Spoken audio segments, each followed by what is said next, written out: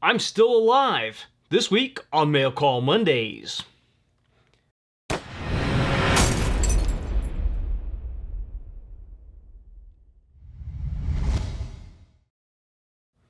Mail Call Mondays is brought to you by Modular Driven Technologies. If you need a chassis system for your precision rifle, check out MDTTac.com. I'm John McQuay with 8541 Tactical, and this is Mail Call Mondays, the show that answers your questions about precision rifles, optics, and equipment. Welcome to another Mail Call Mondays, and we have not gotten a whole lot done over the last week, and the reason is simple. Because I don't know if it was the SHOT Show crud, I don't know what it was, but something took me down hard. It may have been a combination of sinus infection and a flu, but I was running a 100+ degree fever for a couple of days, and finally, through the miracle of modern medicine, aka antibiotics, I am back alive and actually able to get some videos out. Those of you that have been watching may have noticed we did pop up the Modular Driven Technologies SHOT Show video. We are working on quite a few others, so there should be more videos following. I just took a little bit of a break to get this shot and get it up. And also wanted to cover some things that I neglected to talk about in our actual original SHOT Show wrap-up video. One of the main ones that you guys asked about was the Magpul Pro chassis. Now, the internet really exploded about the Magpul Pro chassis right before we went out to SHOT Show. A lot of guys were really screaming about the price point. There were a lot of misconceptions about the chassis based upon the construction and the feel of the Hunter 700 chassis. And because of the price point of the Hunter 700 chassis, a lot of people thought that the Pro chassis was going to be in that same low price point.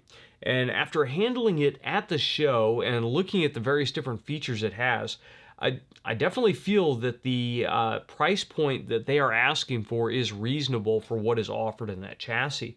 Now, how it will hold up in the field and how it will feel actually shooting it on a live rifle, well, we'll have to see as time goes on. Obviously, we are going to try to get a sample in to actually put on a rifle and kick around and see how it works for us. But some of the very interesting features on it are the fact that it is fully ambidextrous, and not fully ambidextrous by meaning that you can just drop one action into it and then you can shoot it right-handed or left-handed. It's fully ambidextrous so that there is one part number for both left-handed and right-handed actions. There is a recess and a flush cup on the opposite side, and by removing that and flipping it, you can realign the action or realign the chassis for either a left-handed or a right-handed action. Adding to that, if you go with the folding version, the hinge can be flipped from one side or the other to allow the buttstock to fold to whichever side you want it to fold to. So that's kind of nice, but the real interesting thing behind that is it actually makes it easier for the manufacturer. First of all, anytime a manufacturer releases a right-handed chassis, there is that segment of the population that immediately screams, hey, when are you going to release a left-handed side? So by releasing a chassis that you can convert to either side, you have already silenced all those people who were screaming for a left-handed Magpul chassis. It's already available. One SKU does it for both sides, one part number for both sides. So it does actually make it a little bit easier for the manufacturer. Now, I won't speak as to how difficult the engineering was to make that work. When we're talking about Remington 700 actions, there's not a lot of difference between a left-handed and a right-handed action. Mainly is just a bolt handle cut out. But that makes it nice for those of you guys that do want to build a left-handed rifle out there. Some of the different designs on the buttstock, the hinge, that kind of stuff, it looks like a really solid chassis overall. So I am anxious to give it a try. I'm anxious to get it out to the field and actually beat on it. I did like the options. I like that it already comes set up to be able to throw a night vision bridge on it, so that if you run forward mounted night vision, then you have that option. You can mount whatever you want ahead of the rifle scope, be it a laser rangefinder, laser designator, lights, whatever.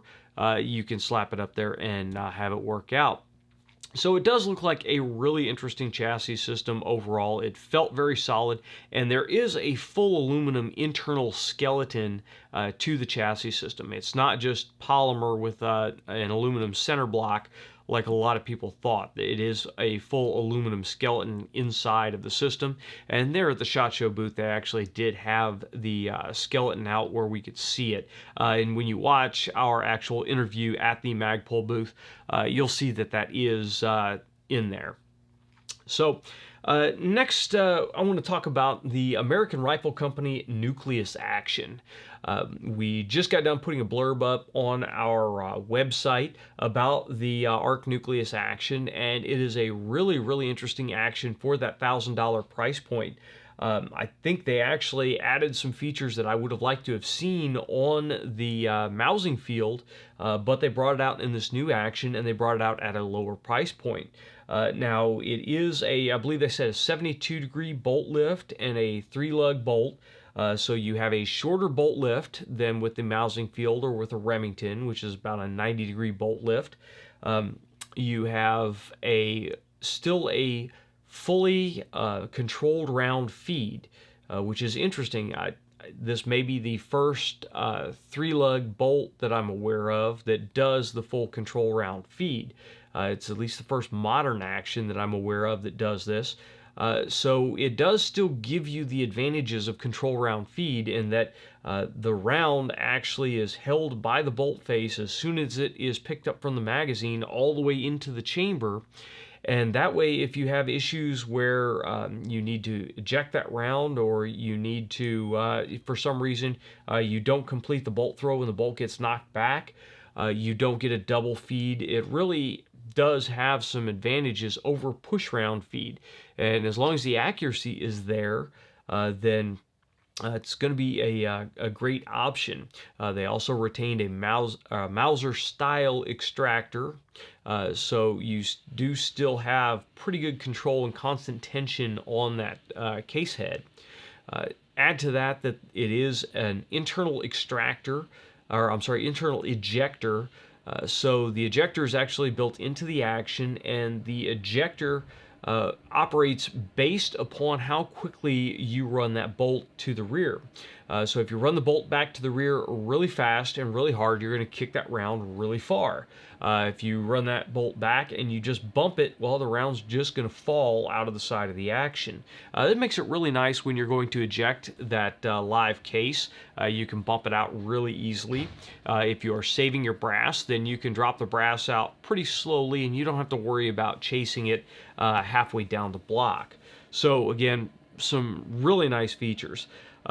They have a much nicer bolt stop than I've seen on some other actions. Usually custom actions will have a bolt stop that is just basically a block of metal in the bolt raceway, and it has a cross pin holding through it. And when the bolt comes back, that block of metal strikes on the back of one of the bolt lugs and prevents the bolt from coming all the way back out of the action.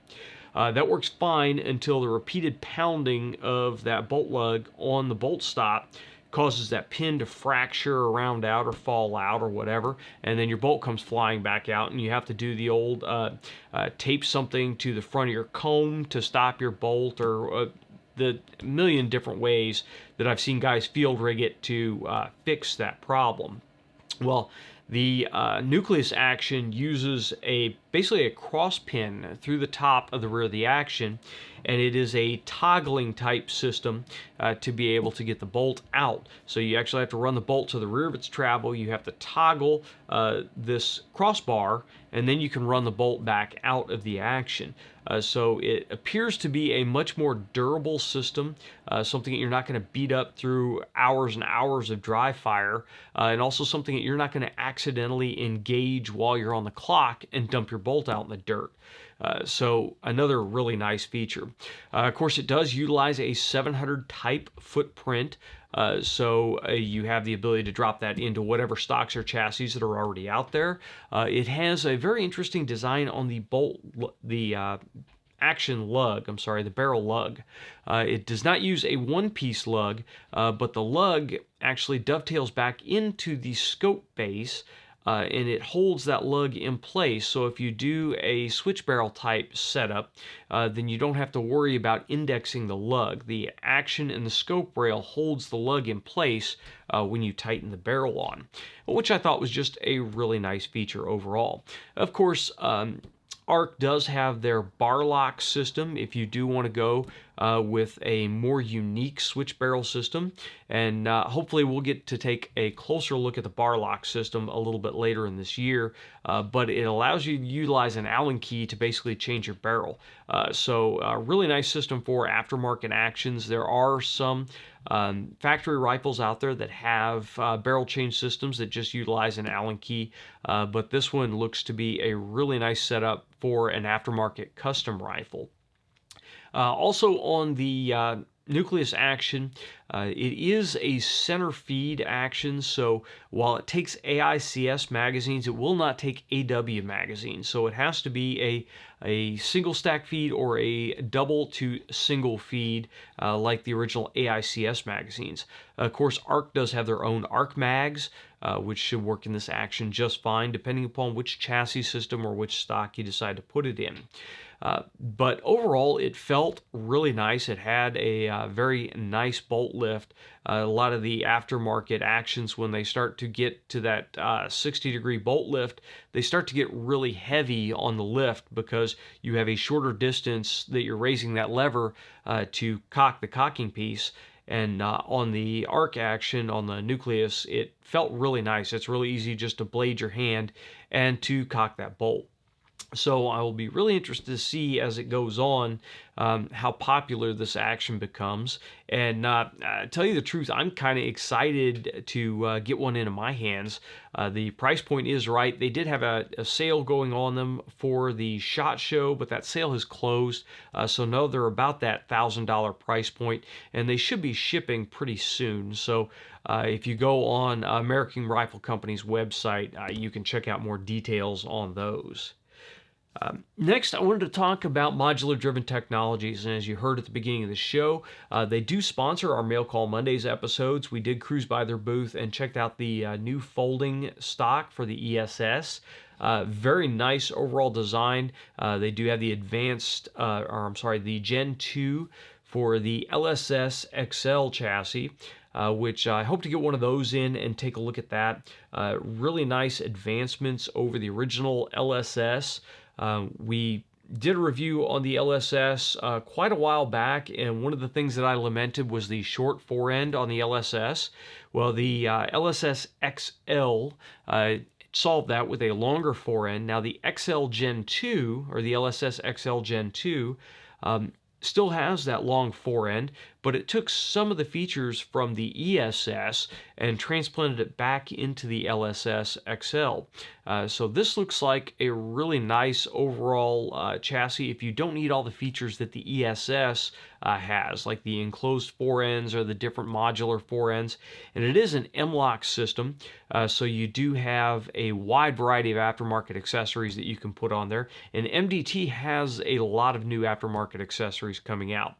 We also get to play with their pistol grip, and their new pistol grip is really nice, and it complements their chassis really well. It has a substantial palm swell, maybe not as substantial as the Ergo Tactical Deluxe grips that I usually use, but it still felt really nice in the hand. And it's contoured to work really well with their chassis, although it does appear that it will work with most standard AR-15s and large frame ARs as well. So we'll see going forward how well that works.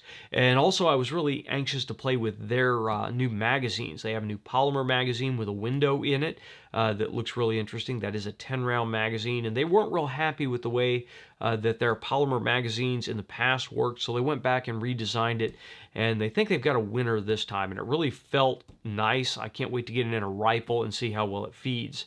They also have a shorter 10-round AICS magazine and a 13-round AICS magazine that should be available soon. Those are both really nice options. The 13-round AICS magazine is really no longer than a standard 10-round AICS. so you're getting extra rounds without having to put on magazine extensions or modified followers or any of this stuff. So it does give you those extra couple of rounds if you're on a stage and you end up having to dump one in the dirt, or you have a miss and you can take a follow-up shot. Then having a couple extra rounds in the magazine is a really great option. So hopefully we'll be able to get those in and test those as the year goes on. Now, my big question to you guys is, MDT has released a ton of stuff going into this next year. What is it specifically that you would like to see us review from Modular Driven Technologies, and what is it that you are really interested in their product lineup? What's got you excited? I know I'm really excited about the side folding stock for the ESS, especially since they've modified the skeleton stock now so that it can fold over the bolt handle. That really is something that excites me because, for instance, on our 300 Win Mag now, that rifle with the fixed stock is a really long overall package. It has trouble fitting in most hard cases, has trouble fitting crosswise in my personal car. So having a side folding stock is really nice for that application. But the LSS-XL has got me really excited too, because it's kind of a more simplified version of the ESS, and they have their new butt stocks for it. Plus, they have a lot of those new M-LOK accessories out there and the magazines. So overall, they've got a lot of products out there, and I'm kind of at odds trying to figure out what it is that I want to look at. So give me a hand with that and let me know what it is that you want to look at. The ultimatum action, the ultimatum precision deadline action, we spoke about that on the last Mail Call Mondays, and I asked for input on what caliber to build that into. I'm really still kind of at a loss on what caliber to build it into. If I can't figure it out, then the default is just 6.5 Creedmoor, although 6 Creedmoor and 6 SIP really has me kind of looking at that direction. Now, I don't generally like to fire form brass. I don't like to go to all that trouble with that brass prep with brass that's eventually going to be in the weeds on the stage. So I'm having trouble on that decision point. I am not running at the top level of precision rifle shooters. I have absolutely no illusion that I'm going to make a run for the PRS Championship in 2018. That's just not going to happen. I don't have the time to devote to constant training to be able to do that and keep up with this and keep up with a full-time job as well. So for me, it wouldn't be really a deficit to go with 243 or 6 Creedmoor or 6.5 Creedmoor versus one of the cartridges where I do have to fire form and do all this stuff for. So that's kind of where I'm at on that. And then the other side of me just really is kind of interested in just going with a 308. Federal has their new gold medal premium burger line out that has some really interesting 308 loads, and I almost want to just build up a rifle to run that federal gold medal match, and then I don't have to worry about reloading at all. So that's kind of sitting in the back of my mind, and the deadline action will definitely work very well for that. So what do you guys think about that? Should I go with a ripping game caliber, or should I go with 6.5 Creedmoor, the safe choice, or should I go have fun and run a 308 in the matches that I'm looking at this next year?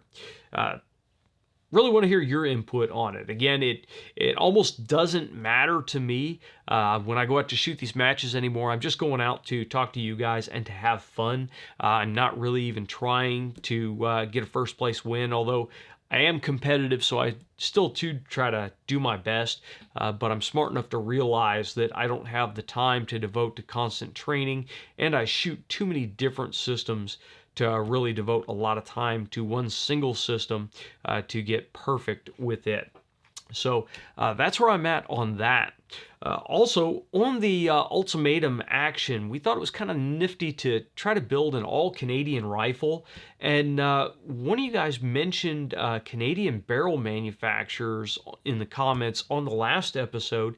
And my question to you is, who are your favorite Canadian barrel manufacturers? I'm really at a loss on that. I don't know a lot of what is out there.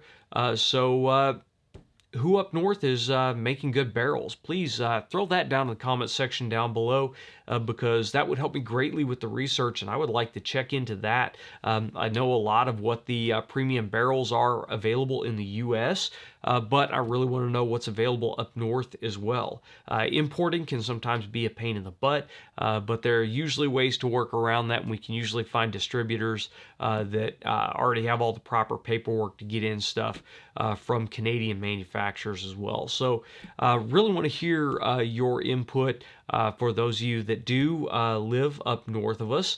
What are your favorite barrel manufacturers up in Canada? So that is about it overall. One thing that I did want to make sure that I mentioned to you guys, Guardian Long Range has posted their 2018 match schedule, and we will drop a link to that down below. We are already looking at attending the Frontline Defense match in April, so if you guys want to sign up for that one, I will look forward to seeing you guys out there. Both Sarah and I are planning on attending at this point. Of course, it is after my window to be able to drop in my vacation request at work. So there is always the possibility that I may get called away, but we are going to absolutely try our hardest to make sure that we are at that match, so we can have fun, support the Guardian cause, and see you guys out there. So make sure you check the link down below and go see if there's a Guardian match near you. It is a great way to get into competition shooting. It is a great way to support an excellent cause, which is Bethany Christian Services, which helps find foster children their forever homes. So overall, it's a cause that we can really get behind. Really makes you feel good to help support that, and the camaraderie and the just general attitude of those matches is excellent. If you've seen any of our after action reports from the Guardian matches in the past, you know they're a ton of fun. There really is very little attitude. There's very little gamesmanship going on. Everybody is out there just to have a ton of fun. So make sure you check it out. If you can make one of the matches, that would be absolutely awesome. I won't go without, as I throw it on the ground, I won't go without mentioning this guy that has been sitting here on the table for the whole episode. Athlon was kind enough to send us out one of their LSS BTR 6-24x50 rifle scopes. We did talk to them at the SHOT Show. We didn't shoot any video with them because it was kind of a run and gun thing. We ran in, got a contact, and bailed out. But they were anxious to be able to send us out some stuff to take a look at. The LSS BTR is the first of their scopes that we are going to do a full detailed review on. And the reason being is this is, from my research on their website, the highest level scope that they have that still qualifies for base class for the NRL 22. Anything above this actually exceeds that $700 price point and is then pushed into open class. So this is a base class scope. So we want to get it out, shoot it, see how well it works, because the features on it really ticks all the boxes. It has a nicely laid out reticle. It is a first focal plane scope, mill reticle, mill turrets. I believe this model has locking turrets as well. So overall, great options. 6-24 is a good power range for the NRL 22 matches. So hopefully this guy will track straight. Hopefully it will be durable, and hopefully it will work well for that application. After we get done with the review on this, we are going to look at some of their higher end scopes and see how they compare against the other things that we have in here. So that is what's going on here. That is why things slowed down a little bit after SHOT Show, but we are going to be cranking those SHOT Show videos out over the next week, and hopefully we'll get this up so you guys can check it out. And feel free to ask any questions you have over anything we've covered down in the comments section below. If you are listening to us on your favorite podcast app, you can send questions to us at 8541tactical@gmail.com. If you like the episode, please make sure you like, share, and subscribe. And until next time, get out and shoot.